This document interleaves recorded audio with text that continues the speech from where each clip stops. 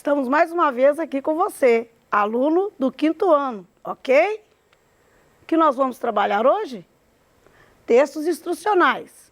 Você sabe, eu sou a professora Rosimeire Reis e nosso componente curricular é a língua portuguesa. O que vamos então saber na semana 3, PET número 3, ok? Bom, hoje você vai precisar de entender um pouco sobre a habilidade que você tem para planejar e produzir com autonomia textos instrucionais de regras de jogo, entre outros gêneros do campo da vida cotidiana. É um conjunto de textos que você tem a mesma habilidade para lidar com eles, mas hoje nós vamos lidar com um deles, ok? Que é um texto instrucional também. Ele também considera a comunicação e a finalidade dele. Para que esse texto? Bom, não vai ser um texto muito difícil não, mas é bom aqui a gente fazer um panorama de que são textos instrucionais para que você possa entender por que o texto que trabalho hoje com vocês está dentro desse grupo. O texto instrucional, ele dá orientações precisas para a realização de diversas atividades. Você, por exemplo, vai encontrar um texto chamado instrucional quando você quer aprender a jogar alguma coisa. E isso está descrito como jogar. Você também usa um texto instrucional quando você encontra escrito como cuidar das plantas. Você quer saber como cuida das plantas, tem um texto todo indicando você como faz isso. Se você também quer como cuidar de animais, esse texto também é do campo instrucional. Como usar um aparelho eletrônico, como consertar um carro, todos esses textos vão instruir, vão indicar, orientar como fazer aquilo que você decide. E temos um também como preparar uma comida. Esse preparar uma comida, ele é chamado de receita culinária. Bom, ninguém ensinou ninguém a fazer o texto. Na verdade, os textos vão surgindo e os estudiosos da língua vão analisando como eles surgem na sociedade, como a sociedade, qual expediente que a sociedade utiliza para descrever ou formar esse texto. Então, o texto Receita Culinária, que é um texto antigo, é um texto que vem desde a linguagem oral até a ter transformado em escrita. Aliás, diga-se de passagem, muitas pessoas têm receitas culinárias de cabeça, né? De memória. Então, o que acontece? Elas utilizam esses dois momentos para fazer a receita. Como? Dividindo em duas partes. Toda receita, você pode ter absoluta certeza, tem ingredientes, que é a lista de materiais, e tem uma segunda parte que vai ser as instruções, como você vai utilizar esses ingredientes que está na primeira parte da receita. A receita tem um título, ou seja, a que se refere qual é alimento, qual preparo vai ser feito. Quando começam a ser descritos os ingredientes, eles vão estar numa situação em lista. Isso também eu não estou dizendo algo tão inusitado para você. Você está no 5º ano e já deve ter tido muito acesso em texto, ou em receita culinária, né? Mas agora nós estamos refletindo sobre a organização dela. Nas instruções, que é o modo de fazer, você vai ter sempre verbos de comando. Como são verbos de comando? É o verbo no imperativo. Você também já tem experiência com esse verbo no imperativo. O verbo no imperativo, ele faz um apelo, ele instrui, ele sugere, ok? E ele chama imperativo porque ele tem uma modalidade, uma flexão diferente, tipo beba, faça, coma, cozinhe, leve, né? Então você for, aqui que eu falei leve, é do verbo levar, beba, do verbo beber. Então essa forma imperativa, ela é posta no texto, na instrução da receita. ok? E também vai acompanhar de advérbios. Lá na receita nós vamos ver sobre isso. O que significa acompanhar de advérbio? Levemente, vagarosamente, né? Lentamente ou rapidamente. Isso tudo, essas palavras são advérbios que vão indicar como que você vai obedecer às instruções, como você vai aceitar as instruções e executá-las. E também você vai ver que as ações aparecem com objetivo e com valor também temporal. Por exemplo, você tem no temporal assim, aqueça por tanto tempo, ou agora vire isso. Isso é temporal. Quando eu falo agora, depois que ia juntar a massa, junte também, em seguida, isso é tempo. Você também tem que acompanhar qual o tempo que a receita está indicando para que o preparo do alimento fique bem feito. Muito bem. Esses são os estudos que são feitos para nos sugerir como que é o texto de receita. Agora, você no seu PET tem uma receita e eu trouxe para você, para a gente analisar todos esses recursos que eu coloquei para você. Por exemplo, eu disse que os ingredientes ficam alinhados, né? Ficam listados. Você vai ver que vai ter ali, vai ter polvilho, doce, azedo, vai ter leite, vai ter xícara de óleo, vai ter queijo, vai ter ovos e vai ter sal. Nos ingredientes é fundamental ter números. O que significa número? Números para medir, para indicar medidas. Lá na matemática, quando você aprende medidas e grandezas, isso significa que os números têm essa função também, de indicar quantidades. Por isso que quando você for fazer a receita, de antemão você vai procurar os ingredientes. Os ingredientes você vai encontrar em quantidades que não são as mesmas da receita. Você vai comprar, vai vir uma quantidade maior, e é na receita que você vai quantificar. E para quantificar, na cozinha, usam-se exatamente no caso, os elementos ou os materiais que a cozinha tem, né, os utensílios, melhor dizendo. Os utensílios serão utilizados para medir. Como? Aqui nós vamos usar 2 xícaras de polvilho. Então, esse número 2, você vai saber que vão preencher uma xícara, né? 2 vezes, e depois meia, para poder você fazer só do polvilho doce. No polvilho azedo, você vai pegar essa mesma xícara e vai colocar essa meia. Meia indicado com 1/2. É o número 1 dividido por 2, né? Então, você vai ter meia. Você também vai usar uma xícara de leite, mais um número. Você também vai ter que fazer ali um cálculo de medida de quanto que é de xícara de óleo, que não é nem cheia, nem vazia e nem meia. Quanto que seriam 3/4 da xícara? Né? É uma questão de matemática, né? Você precisa de entender ali que 3/4 será você colocar 3 quantidades antes de chegar na borda da xícara, não é isso? Uma xícara de queijo, parmesão ou Minas, e os 3 ovos, então a quantidade de ovos está delimitada. Mesmo que você vá ao supermercado e compre uma quantidade maior, que não vende talvez uma quantidade menor, em casa você vai obedecer o que a receita está sugerindo para você colocar. Por que eu falo sugerindo? Porque a receita é um texto instrucional injuntivo. O que quer dizer injuntivo? Você pode decidir se você vai acatar ou não, mas é importante que se acate, não é verdade?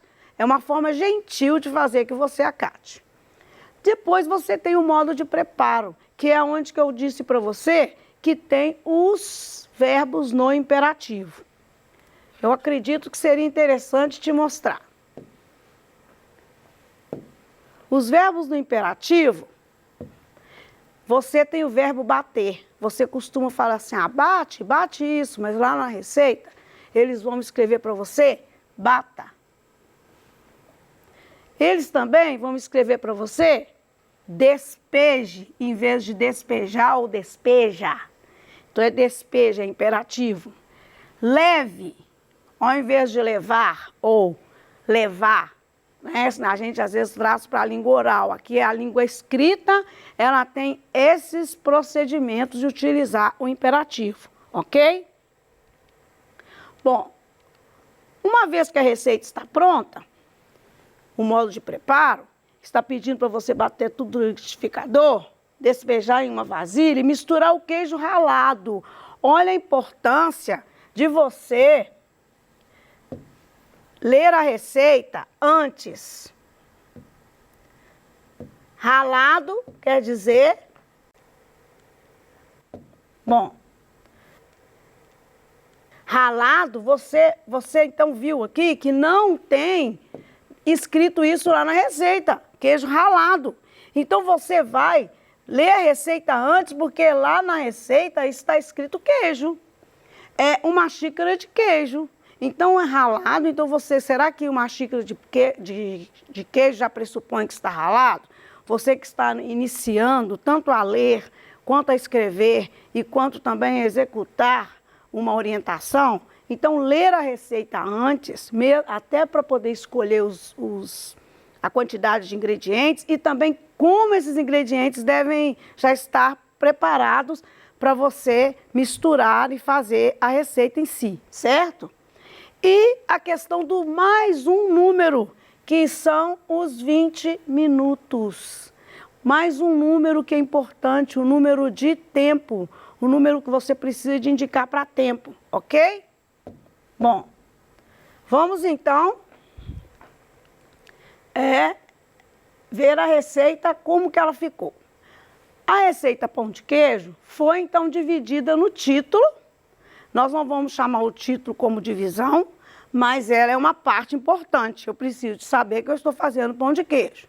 As duas partes que nós falamos para vocês, né, que tem que ser colocada, que a receita é dividida em ingredientes listados e depois do modo de preparo.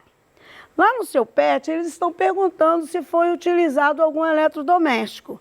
Olha, o eletrodoméstico que foi colocado na receita para fazê-la foi o liquidificador. É um eletrodoméstico. Pode ser também que o forno seja também elétrico. Se não for elétrico, ele não é eletrodoméstico, ele é a gás. Mas se ele for um forno elétrico, também é eletrodoméstico. No caso de ter material elétrico, ter eletrodoméstico, no seu PET também te pergunta o que você acha de uma criança estar fazendo esta receita. Então, você pode fazer a sua resposta justificando que o preparo da receita pela criança deve ser acompanhado por adulto. Lá eles vão perguntar para você o que você acha da criança fazer a receita e se ela precisa ou não de ser acompanhada com adulto e por quê. Você vai justificar que o uso de eletrodomésticos apresentam riscos.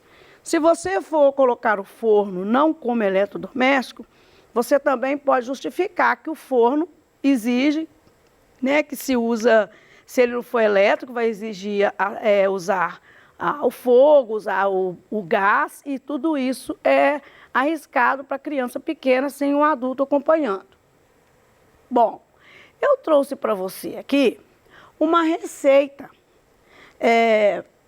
também para você fazer depois, porque o PET pede para você fazer uma receita, eu vou te sugerir.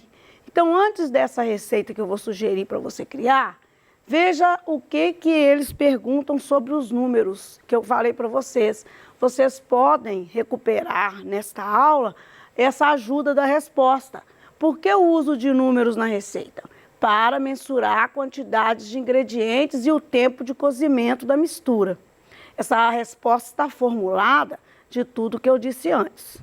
Números para medir e número de tempo para medir o tempo da receita ficar pronta. E você vai justificar que a ausência de unidades de medida impossibilita o preparo do alimento. Não é verdade? Eu mostrei logo no início, sem aquela numeração, sem aqueles números para medir, como que eu vou saber que o preparo do alimento, como que eu vou saber a quantidade que eu terei para fazê-la? Então, são coisas que você vai conseguir responder, ok? Lá também pede para você fazer uma receita. Eu trouxe essa sugestão, que essa receita, ela não é bem uma receita. Ela é um poema. Eu, inclusive, já trabalhei com essa receita aqui na nosso Se Liga em outras vezes, mas eu acho ela bem interessante para a gente compreender de que dentro dela tem organizada as duas formas que a receita tem, os dois lados, que são os ingredientes e que é o modo de fazer. Quando a autora Rosiane Murray criou esse texto, ela chamou ele de Esperando Visita e brincou com a receita de um bolo de chocolate. Ela brinca dizendo que é 1 copo de açúcar, 3 copos de farinha, 1 copo de chocolate, 1 colher de pó real, 3/4 de copo de óleo de soja, 3 ovos, 3/4 de copo de água fervendo. Misture tudo numa vasilha, do jeito que for, e faz uma pitada de amor, algum segredo encantado, um chamado para alguém que se queira ver.